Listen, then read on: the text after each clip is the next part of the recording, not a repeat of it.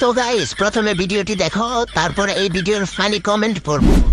আমি কোনো রাজপুত্র নই, আমার কোনো পঙ্খিরাজ ঘোড়াও নেই,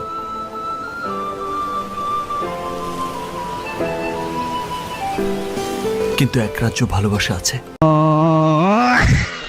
তো চলিए शुरू करते हैं। বাচ্চাটার খুবই পুষ্টির অভাব, তাই পুষ্টিকর খাবারের দিকে দেখছে। ঠিক বলেছো। বাচ্চাটা ভাবছে, কি সুন্দর ডাব গাছে ডাব ধরছে, যদি খেতে পারতাম।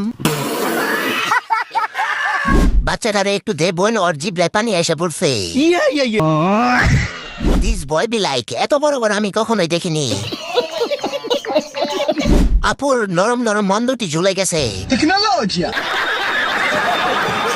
ওই পাহাড় অনেক মিস্ত্রি অক্লান্ত পরিশ্রমে গড়ে ওঠে।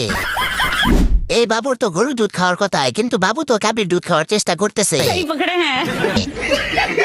আরে বাচ্চাটারে কেউ ডাব খাওয়া, নাই তো লালা পুরা পৃথিবী ডুবে যাইব। আমি বিশ্বাস করি না। আরে পিচ্চিটাকে একটু রাজ্য খোঁজার সুযোগ দিল না। মা ওইদিকে যায়, কি দেখছিস? বাচ্চা, মা তোমার পম্পম দেখছি।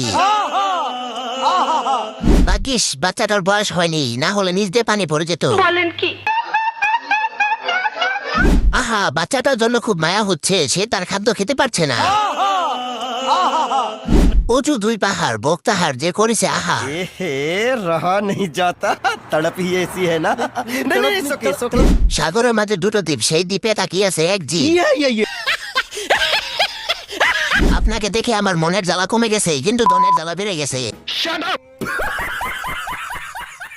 ছিল পুকুর, হয়েছে নদী, তাও আফসোস করে সাগর হয়তো যদি। Oh my God! বাচ্চাটার জায়গায় যদি আমি থাকতাম, তাহলে একটা ভিডিও হতো না, এটা লিঙ্ক ভিডিও হতো। এটা কি ধরনের পাগলাম?